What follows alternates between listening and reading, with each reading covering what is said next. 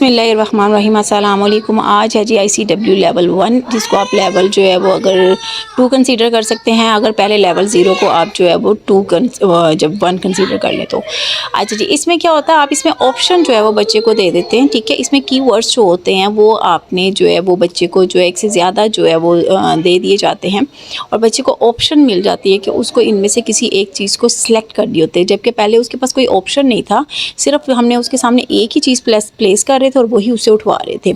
इसमें हम जो है वो कलर को भी ऐड कर देते हैं और उसमें ऑप्शंस को भी ऐड कर देते हैं। तो हम उससे कुछ भी ले सकते हैं, जैसे कि पेंसिल दे दो या रबड़ दे दो या सीज़र दे दो। अब 3 चीज़ें उसके सामने है तो उसको ये देखना होगा उसकी वोकैबुलरी में जो पहले से ऐड है उसमें क्या चीज़ है।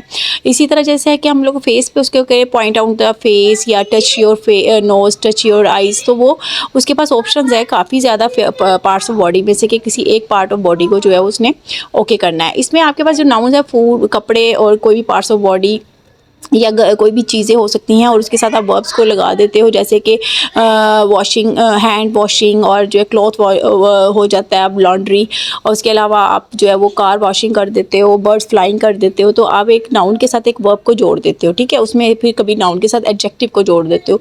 तो इस तरीके से बच्चे के पास जो होती है वो ऑप्शन आ जाती है और वो जो है वो वहाँ पर उसका लेवल इंक्रीज़ होता है जजमेंट का।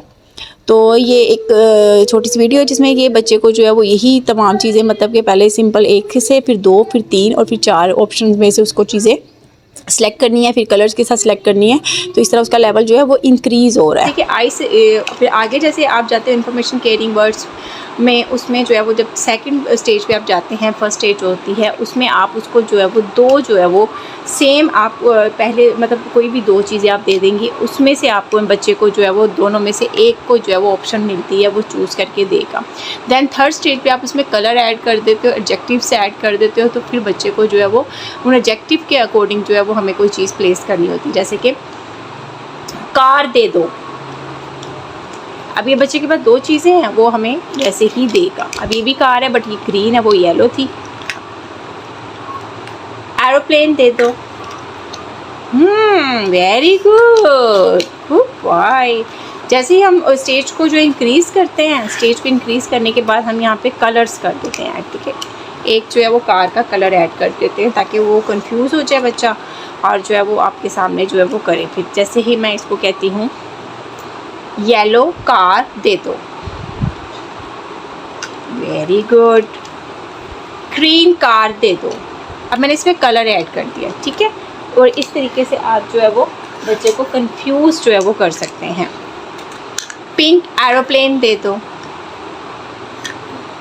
Very good. तो इस तरीके से ये इसकी स्टेजेस इंक्रीज़ होती जाती हैं।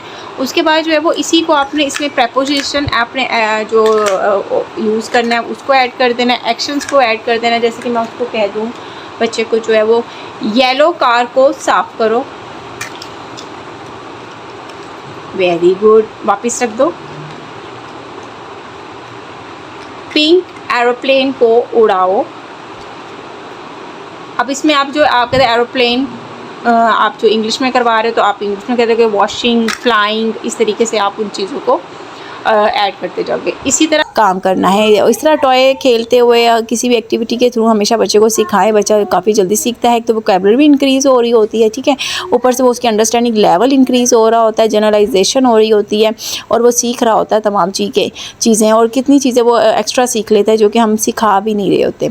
होप सो आज की वीडियो आप लोग को समझ आई होगी। अगली वीडियो तक के लिए अल्लाह हाफ़िज़।